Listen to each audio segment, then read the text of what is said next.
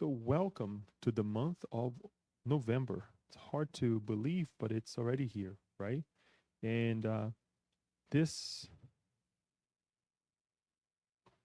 this evening, this afternoon into this evening, we will have Kirsten talking about. If I may change this real quick, talking about love's redemption from obsession to family ties. With no further ado, I'll pass the word to Kirsten.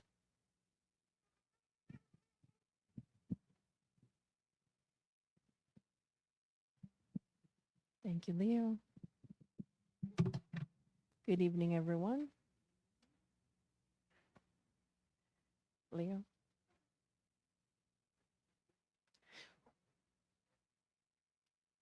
All right. Good evening, everyone. Good afternoon. Good morning, depending on where you're listening to us online. We're good to go. Just checking in the back. Welcome, welcome. Love's redemption from obsession to family ties. Welcome. Once again, we can't call this a part two from our last session. However, there are some things we're bringing once again from this book, Facets and Patterns of Spirit Obsessions, that was psychographed by the Brazilian medium, Givaldo Franco, by the spirit Manuel Filomeno de Miranda, or as he's referred to in the book sometimes as Filomeno. Love's Redemption. Sounds like a nice title, we hoped. And perhaps you might be thinking, obsession and family ties, those two things don't seem to really mix. Well, they can, and it does and can happen. But today we're going to talk about it. We're going to explore some of Joanna DeAngelis' approach to family bonds and the forgetfulness of past lives.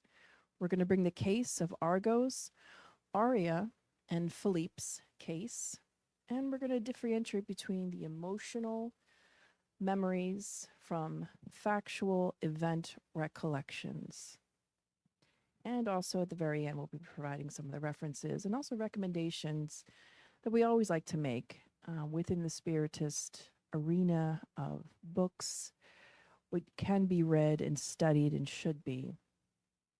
All right, so we're familiar more or less with reincarnation, right?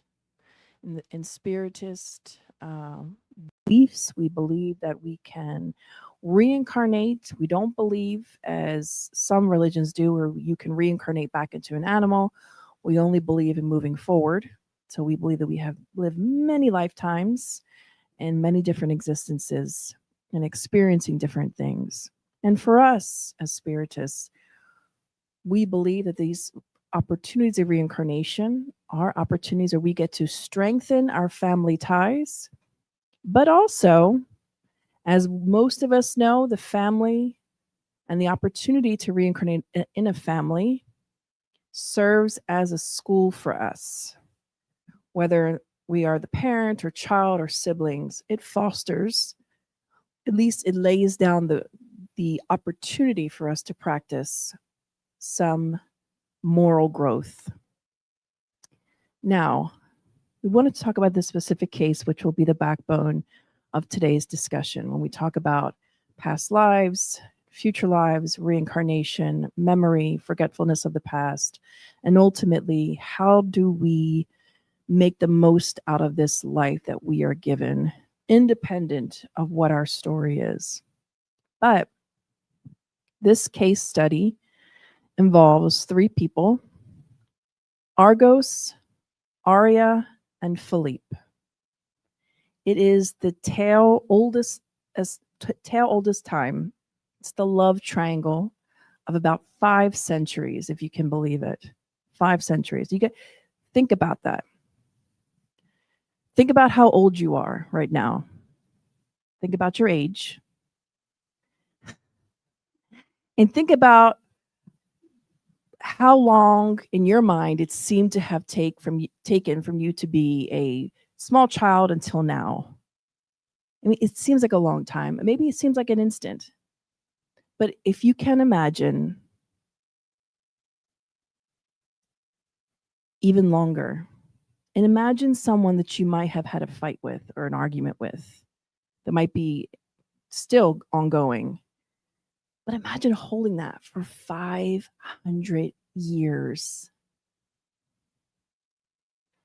And we were talking not too long ago, and I believe it was in one of our study groups, about someone being able to overcome their trial or tribulation and forgive someone within 4 months.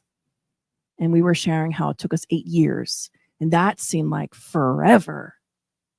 But 500 years, that's insane. In the 15th century, and I won't go into the nitty gritty details because there's not enough time for it in this lecture, but you can read the book. Please go and read the book. Argos and Aria and Philippe are intertwined throughout this entire book.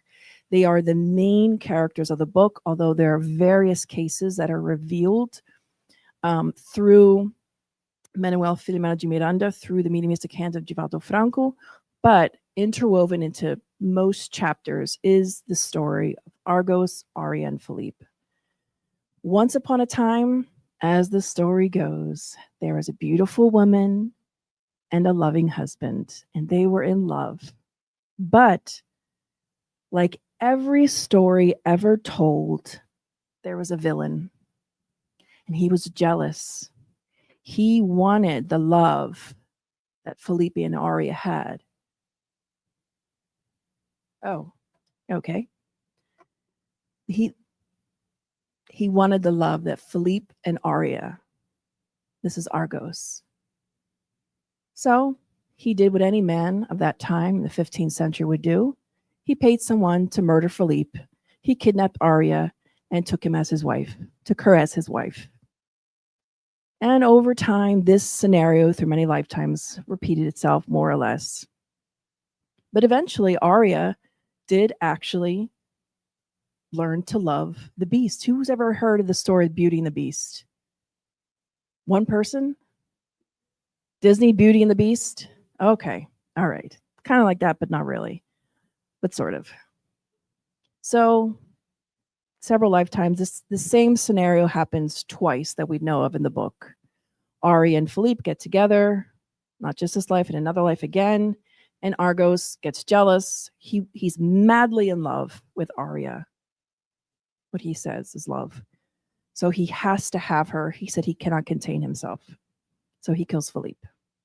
But 500 years later, Philippe, still in the spirit realm, with the hatred of 1,000 men in his heart, in present day, waits for Argos, for him to not only get sick, but ruin himself through his own mental imbalances. And he aggravates a disease, which in the early 1900s, which is when this book takes place, the early 1900s in the south of Brazil, where there was an outbreak of pulmonary tuberculosis. So Argos, long story short, he had pulmonary tuberculosis. He was going to die. He was near death.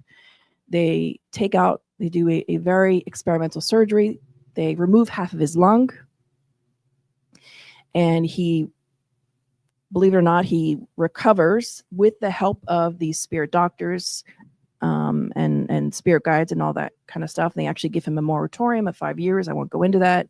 That's a whole other talk for a different day. It's absolutely fascinating. I've never heard of a spiritual transplantation like I did the way that Filomeno describes in this book, and it happened in the spirit realm. Very interesting. But Philippe follows him through this whole process and aggravates his illness and just continues to throw mental darts at him and hates him with a hatred that is so intense that Argos is so wrapped up in it that it's very difficult for him to leave this obsession. But here we have in this current life, he marries again Aria. Very much in love with her, but also still very much a prideful man and egotistical and selfish and only looks out for himself. Although, would you believe it in this life? Do you know what religion they're following? Take a guess. He's a spiritist. Yes. He's a spiritist. She's a spiritist. They both go to the center. And despite all that, Argos is still entrenched in his own selfishness. The spirits describe that Argos, he likes spiritism. He thinks it's great. He loves the idea of it and the philosophy, and he loves to talk about it. But the spirits say it never really translates to his inner self. He's not really able to fully put it into practice, although he has some merit. He is an okay person. But what do we think continues to happen?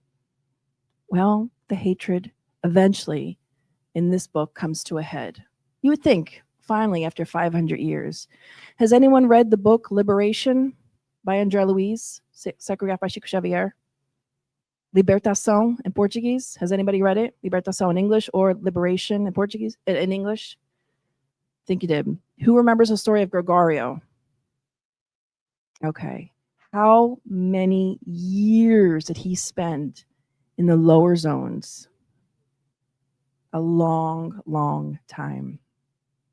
And why was he in this? Why was he there? Does anyone remember? Dun, dun, dun, dun. It was because of a woman. Tale as old as time. Oy. There's much to the story, but in essence, I digress. Argos and Aria in this life trying to do better.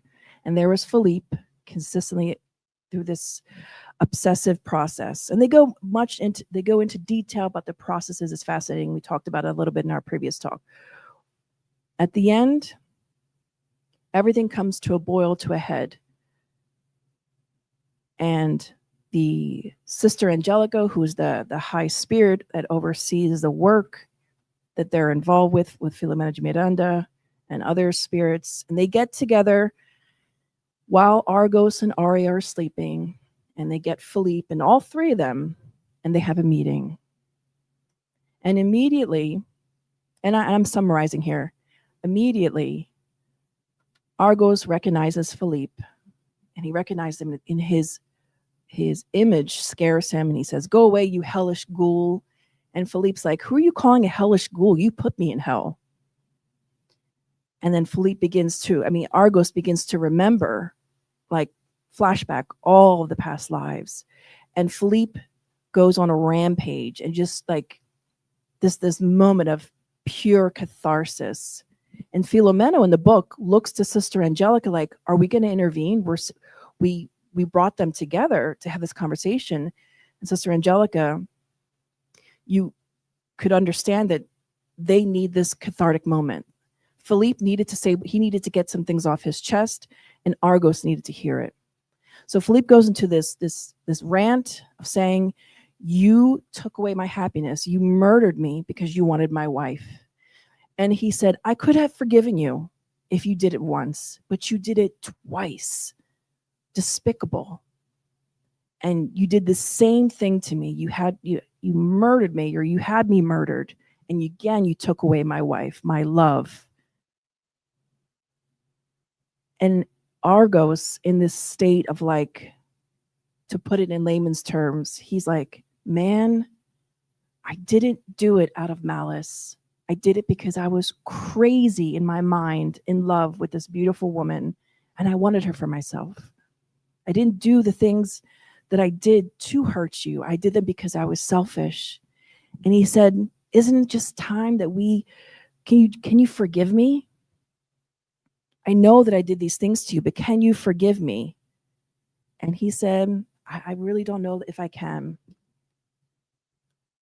And actually, Philippe turns to Sister Angelica and he says, "And what if I don't have the strength to forgive him?"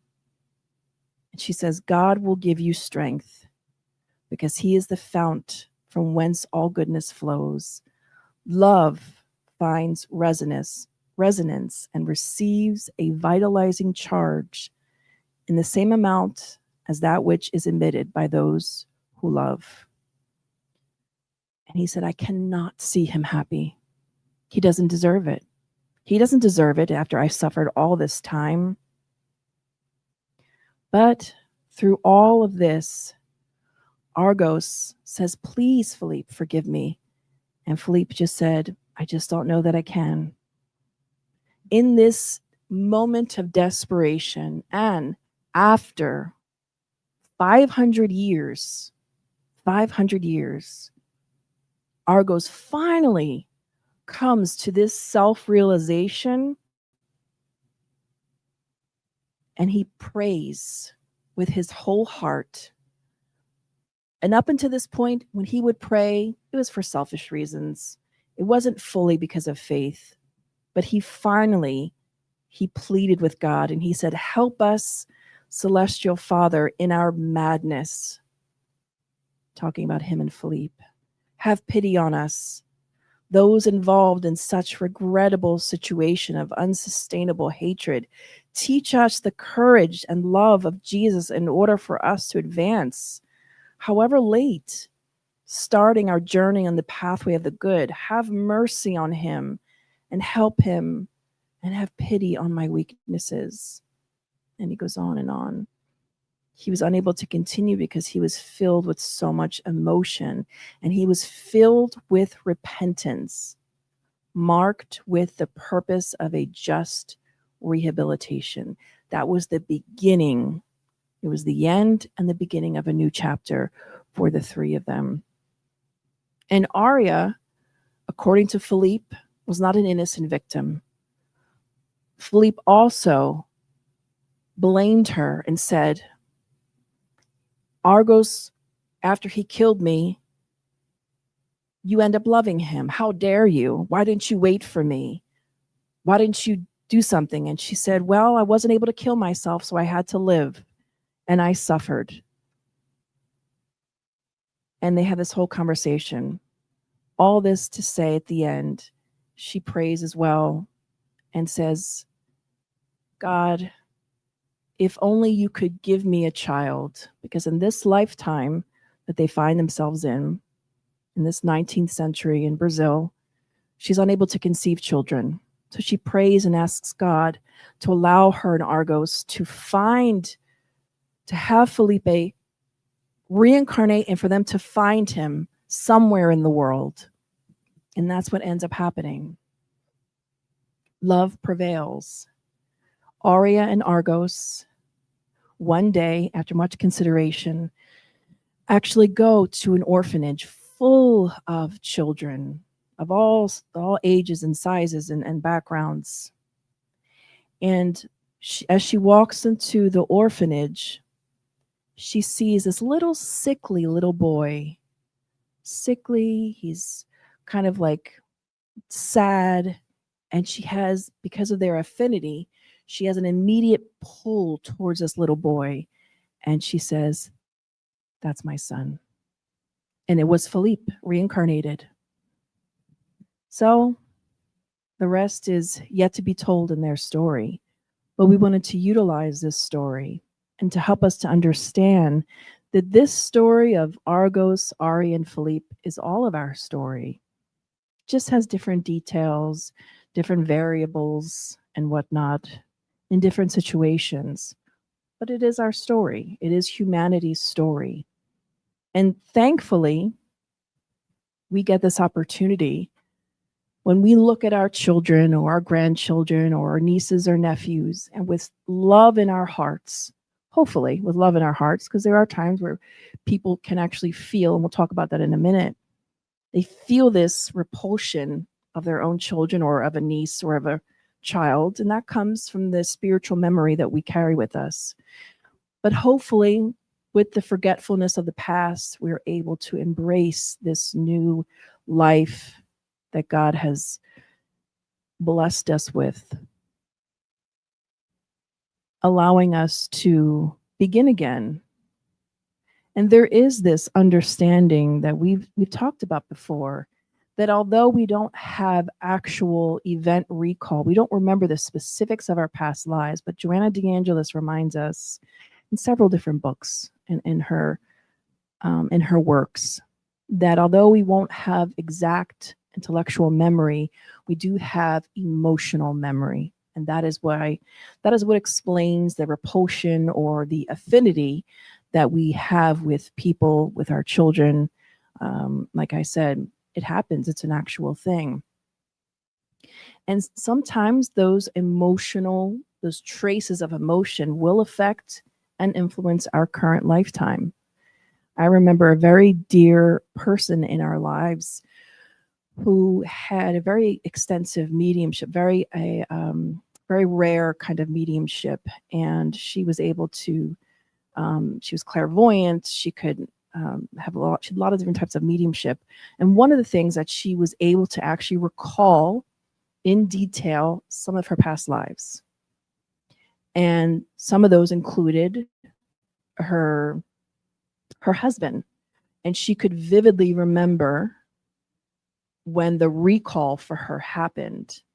And she says this story that she told us 1,000 years ago, that she went to Givaldo to confirm. And she said, Givaldo, I have this thing happened to me. And then I had this recall of this whole life I had my husband. And now I have such anger against him. But it's from a lifetime I barely remember. I just remember this incident where he harmed me. And it's hard for me to live because I love my husband dearly, but now I have this memory. And Givaldo said to her, my daughter, if you remember, if God's allowing you to remember, it's for a purpose. There's a reason. Search your soul for it. But he did validate that indeed her memory was legitimate, that Joanna confirmed that what she was recalling did happen in a past life with her and her spouse, and was influencing their current relationship. So these things do happen. It's real life. But we know that ultimately, despite what memories we have or we don't have, what emotions we feel or we don't feel, family and reincarnation is to help us to strengthen our family ties, it's to forgive, to redress, to love again with new eyes. Have you ever had a fight with a best friend? Have any of you? And if you're online, you also can answer this. Have you ever had someone who maybe they weren't a best friend, maybe they were just a close friend, maybe it was a close cousin, or it's just someone in your life you were close with and you had a fight with? You don't have to raise your hand, but think about that. And then after some time, you made up, and it was like you both just kind of agree that the past is the past. Let's move on. It's always kind of in your mind, right? Like, you both know the argument you had, but you both mutually agree we're going to move on and live our lives still as best friends. That's kind of, in a way, how reincarnation is.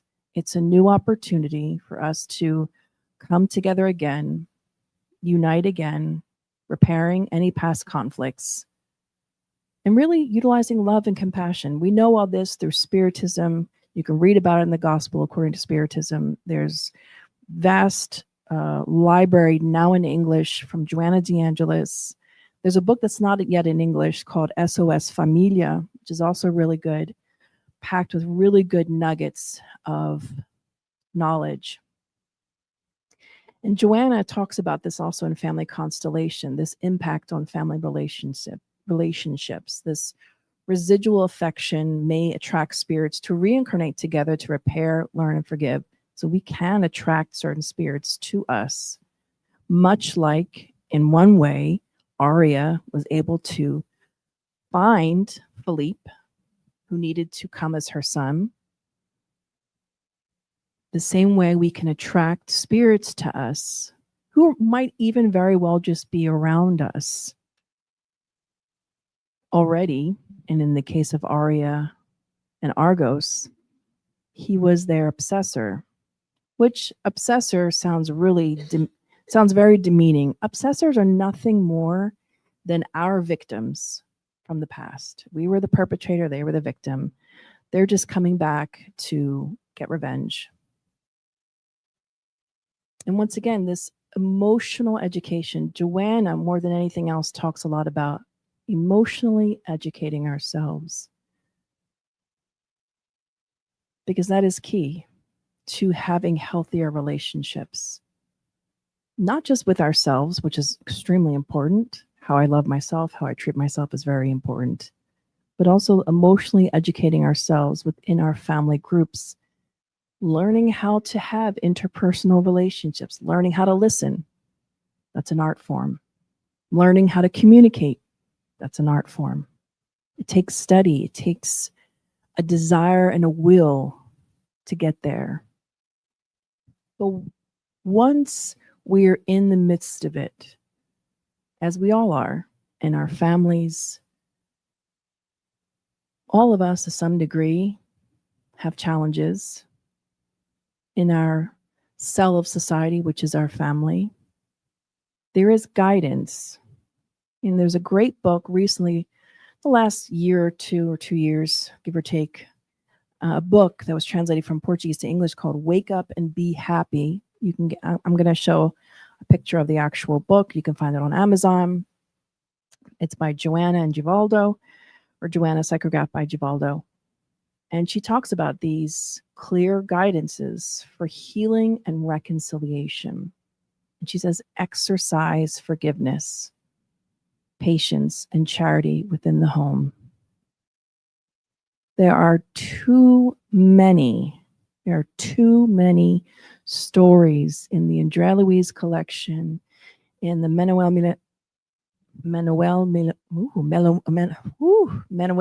Miranda series, and other psychograph series. There are too many cases of spiritists, of Christians, of people who are follow a religion but do not apply it in their own homes.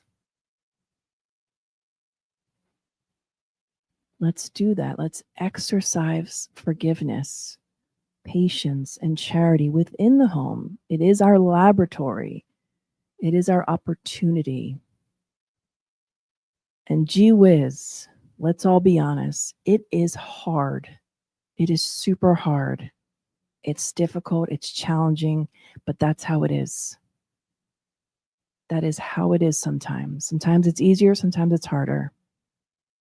But how are we going to do any of this work if we're not self-aware? If we don't know where we stand on this continuum of life emotionally? Am I prepared? Do I have enough knowledge? Do I have enough resources? Do I know how to manage my own emotions when I get triggered, when I get upset? What are my triggers? Recently at work, we are doing utilizing this new tool, and it's called partnership mapping. And it's just really interesting. You can Google it.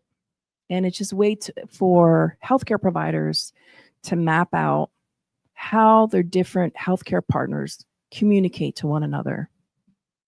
And you can build out this map to see how they communicate, how they data share, and all these kind of things.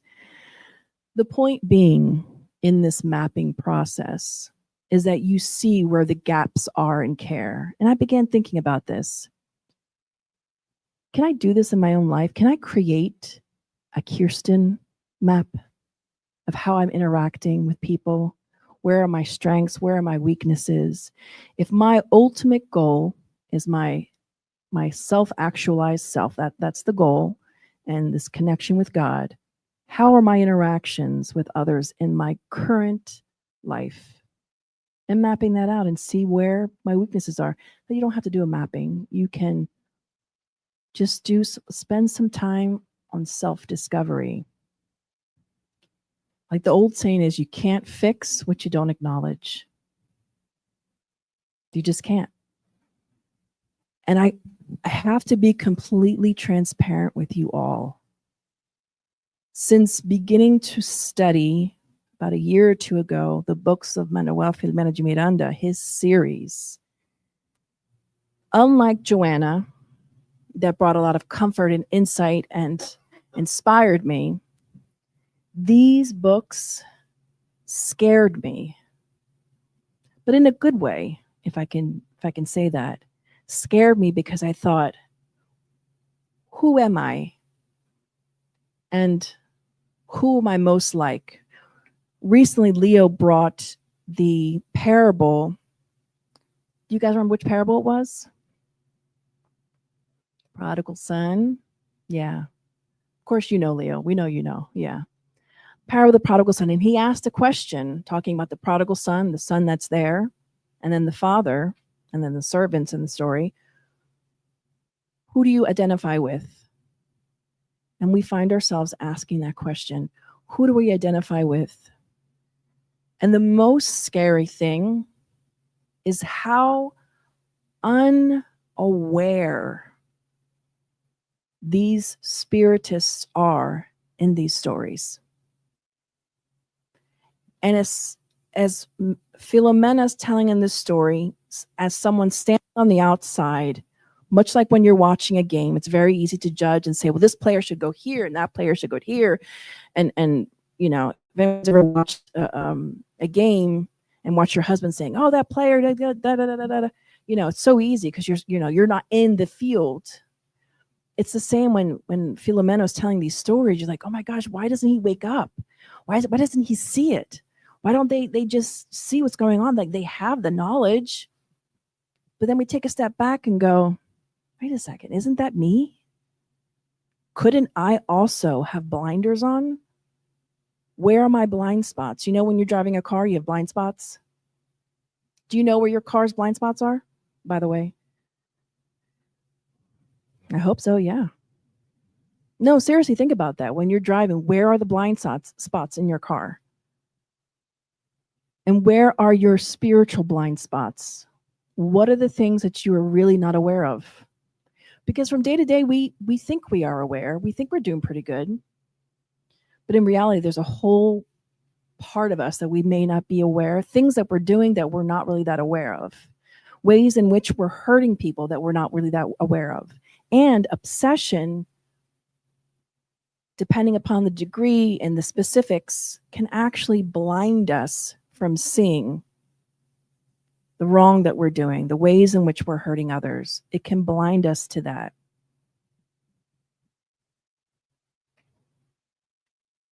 Working on self-awareness is important. Cataloging, acknowledging what are our emotional patterns. For instance, I'm triggered when I get annoyed when. We should know what our triggers are and then ask ourselves why we have them. And aside from that spiritual work, educating ourselves morally.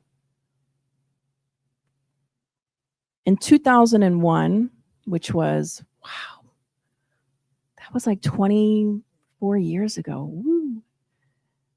I remember there were, I could count on two hands how many books were in English in the Spiritist library of the world that were officially translated, because some people will translate it on their own. There were less than 10. But in 2025, as of today, November 1st, I can no longer count hands and feet how many books from the Spiritist philosophy are now in English. There's too many to count.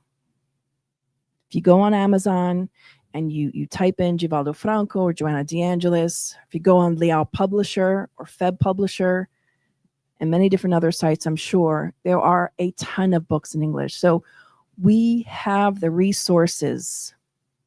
And the one thing that's interesting, both about healthcare that we have found over 15 years of being in it, is that it's not unlike humanities and how we interact. And healthcare system is made up of humans, right? That much like in the healthcare field, the problem often isn't lack of resources, because we can find ways to get patients resources. The biggest problem that exists in healthcare, that exists in humanity, is not getting people resources, but it is getting the people to want to leave their bad situations, because we are used to it. We get comfortable in it. It becomes the norm. And that if that is the truth, these don't make us bad people. They just make us unaware. And without properly educating ourselves morally and taking action, we stay in the same cycles. Argos, for 500 years, stayed in the same cycles.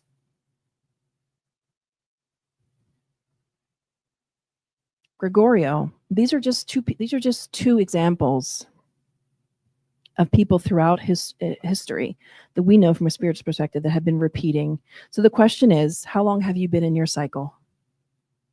How long have you, do you think, have been living the way you are today?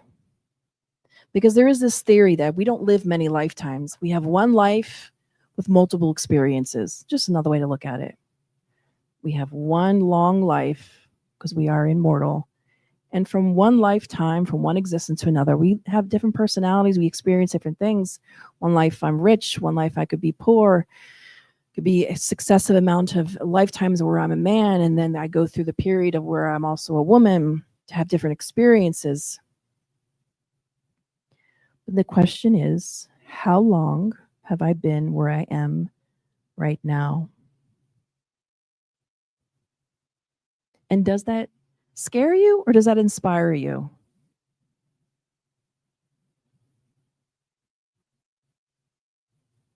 Both. Daniel says both. It's both for me. Probably it scares me personally more than it inspires me. But fear can be a good inspirer or motivator. Thank you. As long as you don't stick with the fear, because fear can be very debilitating. But the fear of being stagnant, of being the same person for 500 years, and thinking about my mentor and thinking, oh gosh, how much work I give to them. Gee, golly gosh. Wow, they must look at me like, man, another century passed. Not much has changed. It's funny, but I worry about those things. I worry this lifetime I worry. Probably in all my other lifetimes I could care less. But this lifetime I think about that. Like, my God, I give her a lot of work. She has her hands full. God bless her. But as my children would say, those are the facts. Them's the facts. That's the reality. But like a good, loving friend and mentor, Sister Angelica, she gives us these wise words, these action items to take away. And they're super important, not just for the case of Argos and Ari, but for all of us, because we are them. We are those people, meaning we have our good parts and the parts that we have to work on. We have our strengths and we have our weaknesses that we need to work on. The point is for us not to feel bad about ourselves. Joanna DeAngelis and all the spirit mentors, and within Spiritism, is never a philosophy or a religion that wants us to feel guilty, but wants us simply to take responsibility and take action to repair what we've done and to move forward. That's key. Because what often happens is that once we realize the wrong we've done, we stay stuck in this loop of guilt. And some spirits, and there's been cases where they stay in this guilt loop for more centuries. So you spend 500 years doing all the bad, and then you come to the realization and you feel so guilty, you spend another 500 years in this cocoon of guilt. So it's one extreme or the other. So we have to find a balance where we acknowledge our misdeeds and just focus on the moving forward. As the Brazilians say, bola pra frente. Put the ball forward. I don't know, what would be the expression in English? Go on playing the game. Sure. Yeah, I like that. I like more ball goes forward. I think it's funnier, but yeah. So, but the point is, let's keep going. So Sister Angelica says, and this is the advice she gives to Philippe, to Aria, to Argos, and to us. She says, exemplify love and uplifting service, the first step towards overall deliverance. Let that sit with you for a moment.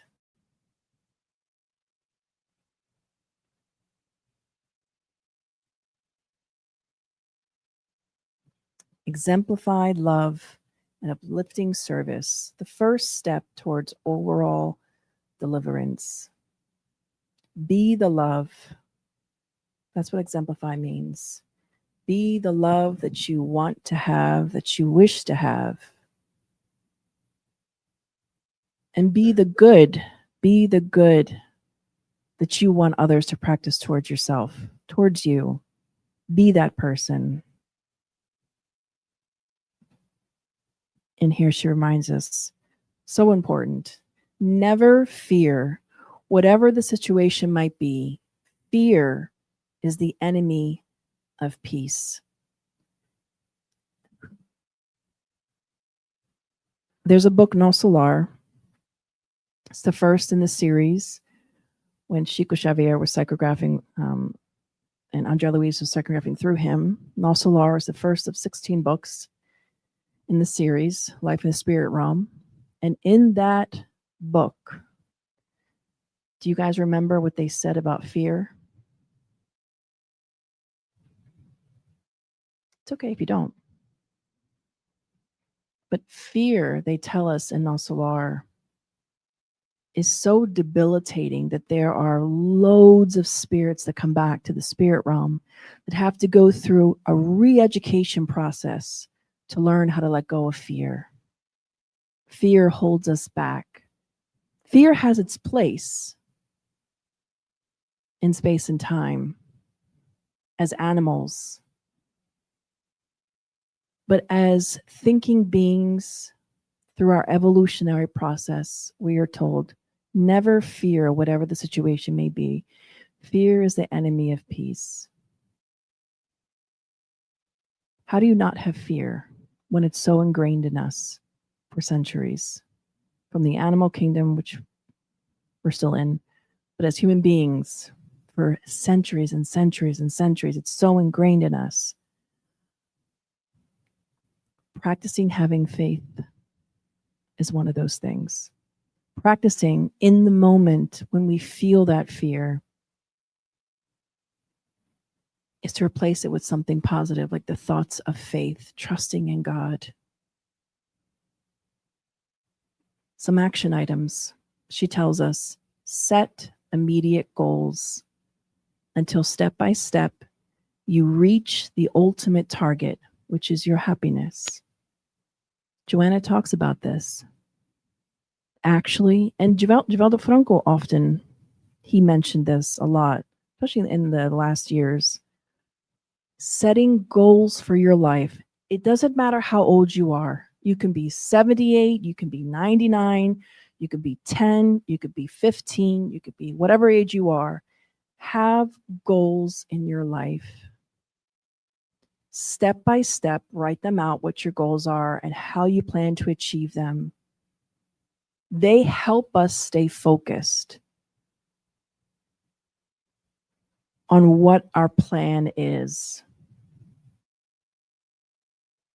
And she reminds us, the harm done to you should not deserve a response,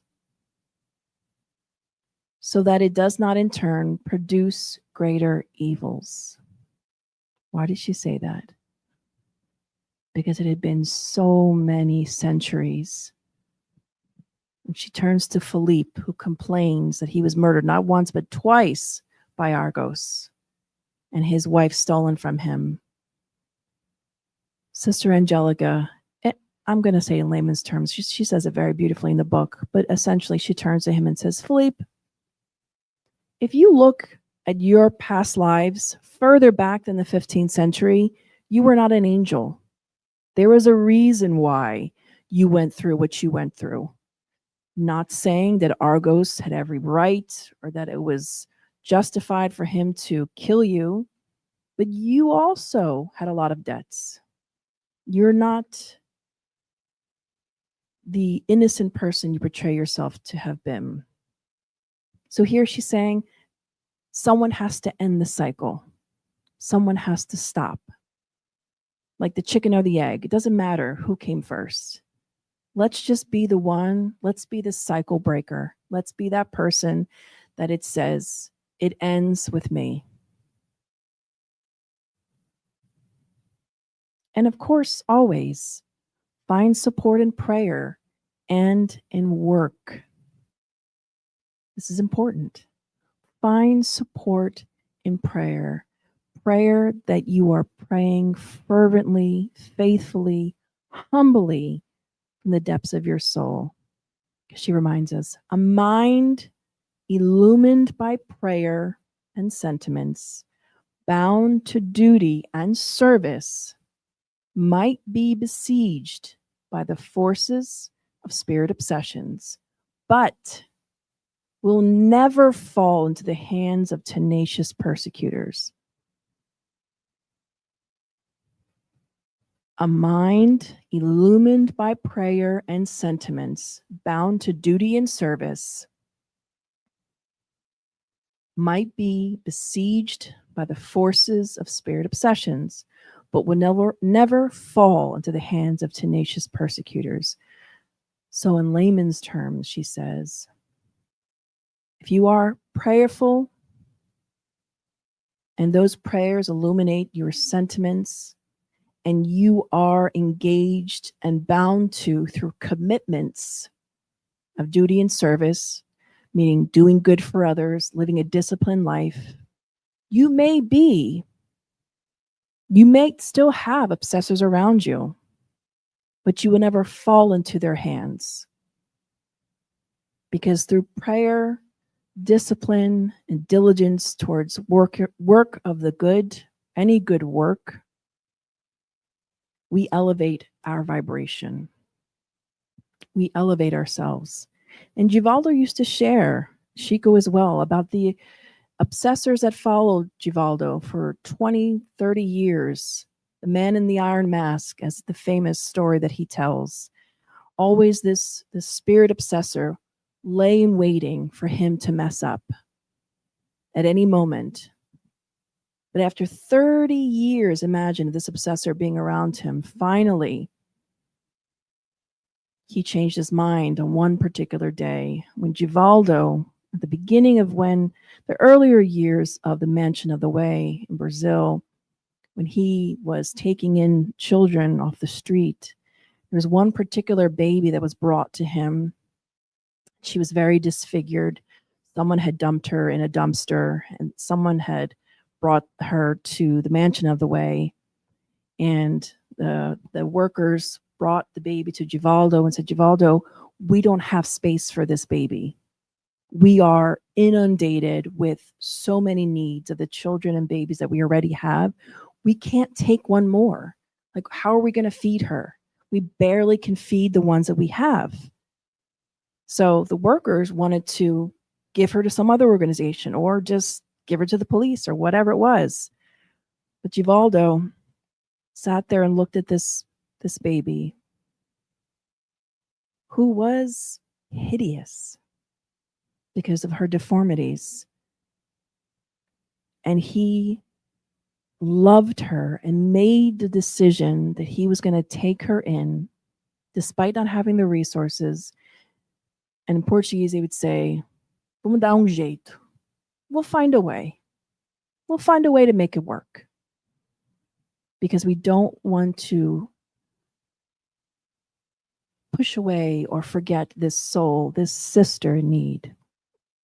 And in that moment, the man in the iron mask, the spirit, his obsessor of 30 years, appeared to him and said, Givaldo, you're really going to take this baby in? She's hideous. She's ugly.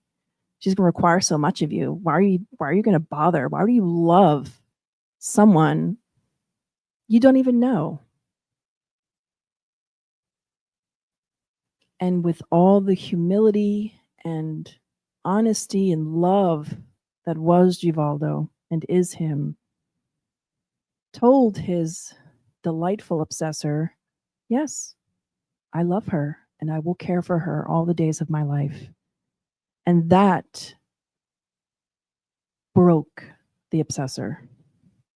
That opened a crack in him where he finally gave a little and realized Givaldo was somebody different in this life.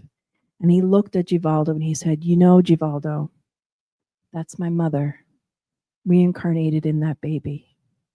And from then on, that spirit who was his obsessor for 30 years transformed into one of his helpers, a protector, a spiritual security guard, if you will, more or less in these terms, that no longer sought for and watched for his downfall, but now served as a helper for him. Find support in prayer and in work. And in the Spirit's book, the law of work, the law of labor, any good work is work.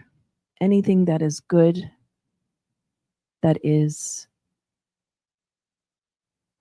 it could be any kind, because sometimes we might think, well, if I'm not a surgeon or if I'm not helping millions of people, the trash man, the cook, the janitor at our schools are extremely valuable human beings. All work is blessed work. And lastly, she says, help each other in all circumstances. Help each other in all circumstances. The Spirit's book tells us it is our responsibility to do all the good that we can do, that is within our power to do.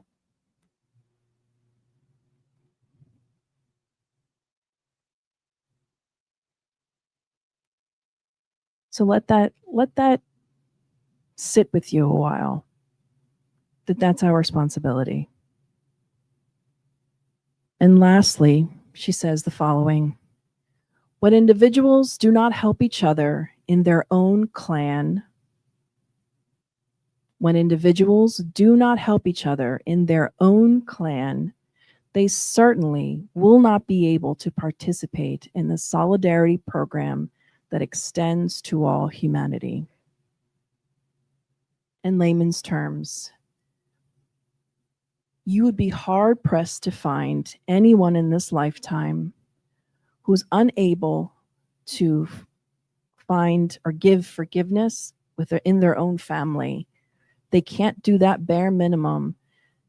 It's really difficult, if at all, to find those people have success outside of their family, meaning in everyday life, in society, because Joanna tells us the family is the cell of society. When that breaks down, communities, society breaks down, countries break down. And if we look at countries that are more successful in a moral sense, they have strong family bonds, at least culturally, and sometimes morally. This isn't for us to judge others. It's simply a call for us to do some inner search inside of us, to ask ourselves, could I be more compassionate towards myself and those in my family circle? Could I be more forgiving? And if we don't know where to start, the best place to start is with prayer. Genuine prayer, asking, as we ask, help me to find and to know where my blind spots are. Let me know where I'm not seeing the things that perhaps others are seeing, and other ways that I may be hurting others that I'm not aware of.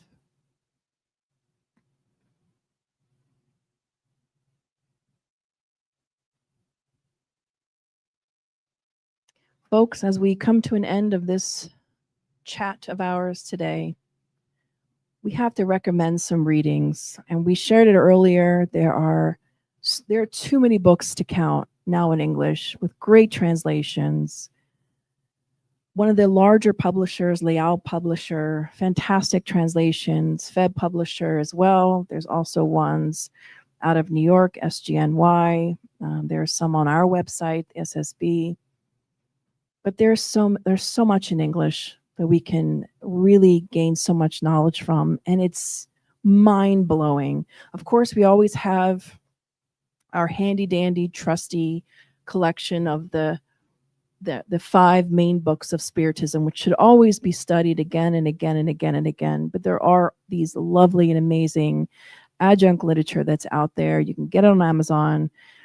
The fastest way and order through Layout Publisher, through their website directly, but highly recommend. If not these book, pick up another book, pick up something. But reading is so good for us. And I will say, I know some people who don't like reading, there's audiobooks. Great. Lots of audiobooks. There's Audible, which is an app. Even YouTube has a lot of audiobooks, Portuguese, Spanish, English. There's a plethora. And it's great because you can be cleaning your house, listening to an audiobook. You could be driving on your way to work, or you're just, whatever you're doing, you can listen to it. So, our conclusion: living in our family is an opportunity for spiritual evolution. And forgetfulness allows us to begin again. It's like a new beginning. Yes, our emotional memory can affect us, but let's stay focused on loving others and forgiving and educating ourselves, learning more about ourselves, about spirituality through these amazing books, attending your Spiritist center, your meetings and study groups. So friends, hopefully some of this will stick with you and you remember some of this. If nothing else, please go and buy the book, Facets and Patterns of Spirit Obsessions. It is a profound book. It's an easy read. At least I think so. I could be biased. I'm not sure. Again, I could have blinders that I don't know about. So who knows, guys? Don't hold me to it. But I think it's a great book. So friends, thank you. Thank you for those who are watching on the web and who have stayed with us throughout this talk. So at this time, we can take some questions, or folks, you can share comments, things that made you think, and or not. That's okay too. Some of this is just for us to walk away and just think about and reflect about. No questions? Great. All right, moving on. Please. Hi, I really enjoyed this presentation. A lot of takeaways. One of the questions I had, it's not working? Okay, yes, now it's working. Yeah, I think you heard what I said before. But anyway, so a lot of food for thought, and I'm thinking about what cycle am I in? How do I identify it? Was one question. And then the action items that you told us, and I was connecting that with a situation that's happening to me now, because I can actually apply all the points to resolve the situation. So it's not just something for long term, for a broader perspective, but you can make it granular on a day-to-day basis as well. And I really appreciated that. I took it down on my phone, so I'm going to refer to it in the future. Excellent. Yeah. Sister Angelica in the book is fantastic. And her advice and her takeaways are phenomenal. Thank you for that. Yeah, your question about how do I find out what cycle I'm in? First, kudos to you for even asking that question, because that's big. That's huge. That's step one, asking the question. And two, I think the easiest way, if I could say easiest, if it really is easy, I don't know, but to pray and ask for guidance. My mic is going in and out. To ask for guidance on where you should begin, whatever cycle that you're in, if it can be revealed to you, or what needs to be, like just ask for general guidance. And Joanna actually says, begin where you are. So where do you find yourself today? What's going on today? What issues are you having today? Start there and build out.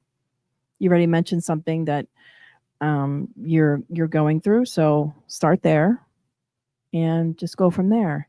And don't lose momentum. Joanna says, we often can start a good work, but discipline can be tedious and boring over time, and we can tire of it. But stick with it. And if you fall off, forgive yourself and come back. But thank you for your comment.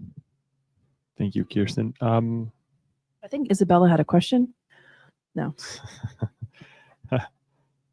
Paula online says, necessary teachings. Thank you. Might we not routinely analyze how we are doing on our physical, emotional, mental, and spiritual levels? And then just a follow-up. I think it's more comment than a question, which she presented as a question. The next one, she says, some more self-reflections might be whenever we are perturbed, ask ourselves why have I attracted this situation? Whenever we need courage, understand the obstacle is fear, and then ask fear of what? That's the second one, Daniel, if you want to put the second one on. I'm just rereading it. Sure. It's more like a comment than that she presents the questions presented to ourselves.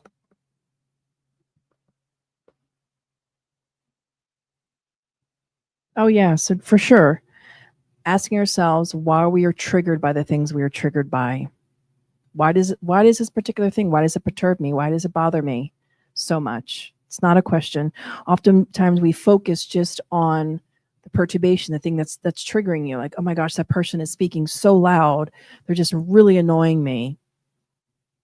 The follow-up question to that should be to yourself, why is this triggering me? Why am I so annoyed? Why am I bothered by this?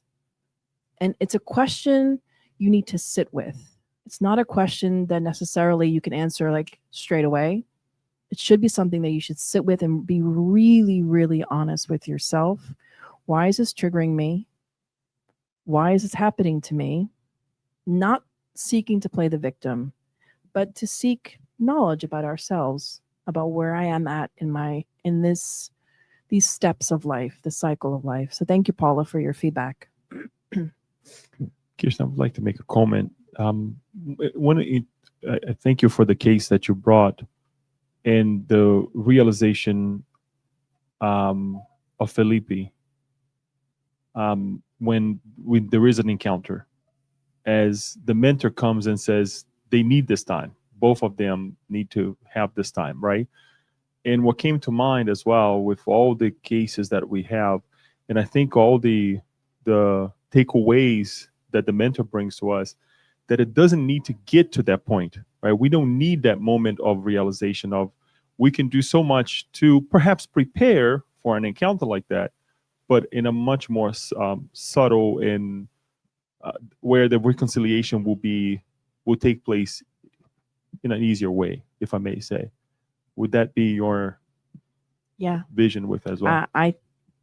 I'm smiling here because it's the reality of so many of us in our lives and our experiences, that oftentimes we're seeing the challenges and the situations like Argos and Felipe. It didn't need to come to that.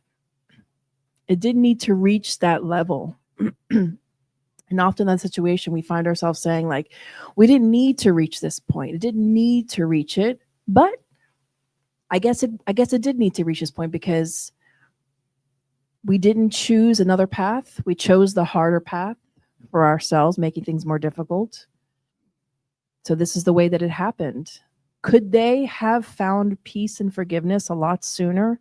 Absolutely. Absolutely. But they didn't. Thank you. Alba then says, thank you, Kirsten, for bringing these reminders. What advice will you have for someone that is currently struggling with forgiving a family member, how she or he can overcome strong emotions of rejection? Ooh. What advice will you have or do you have for someone that is currently struggling with forgiving a family member?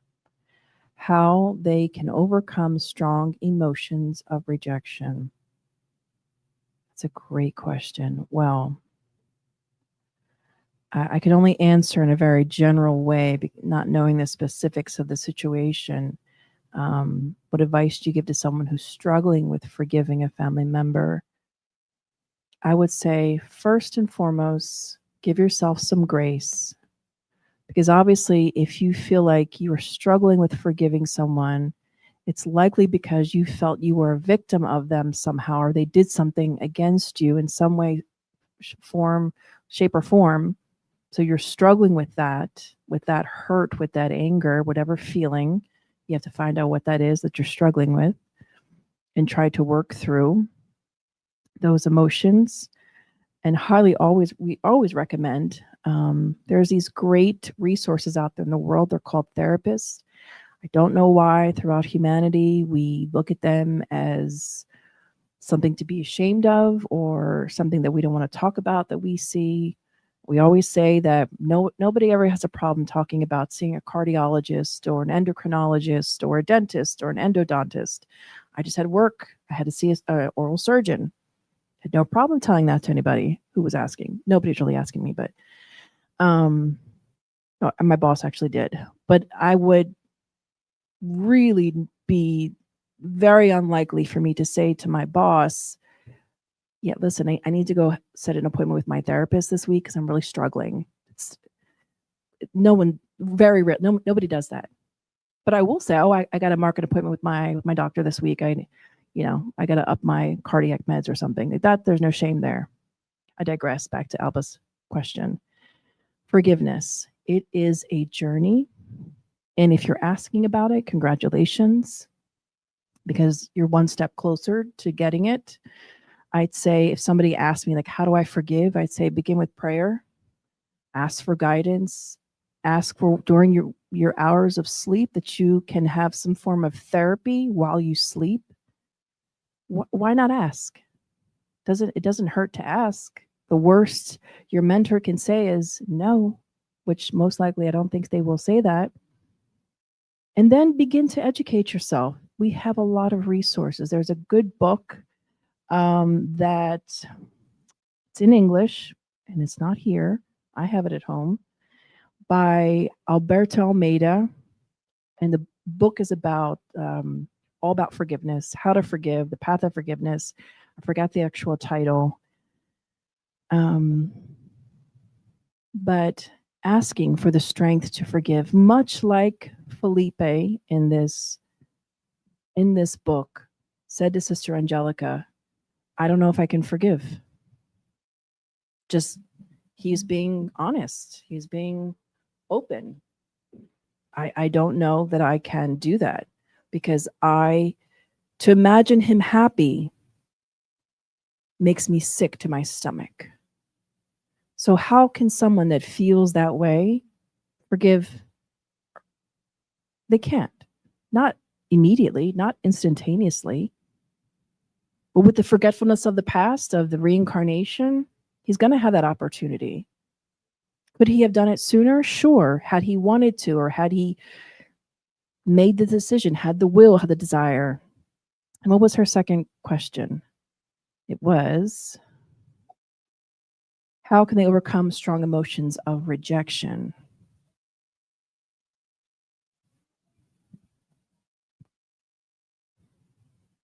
I would have to ask what the rejection was in reference to, but that we live many lifetimes, that perhaps today we were rejected.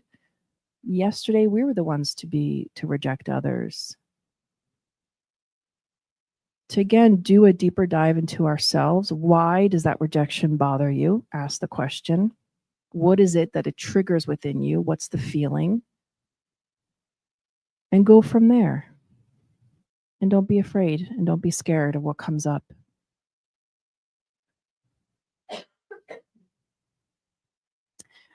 All right, folks, I think that's all from the virtual side of things. If no one else says anything else, to share, we can move to our moment of passes. And Leo or Daniel.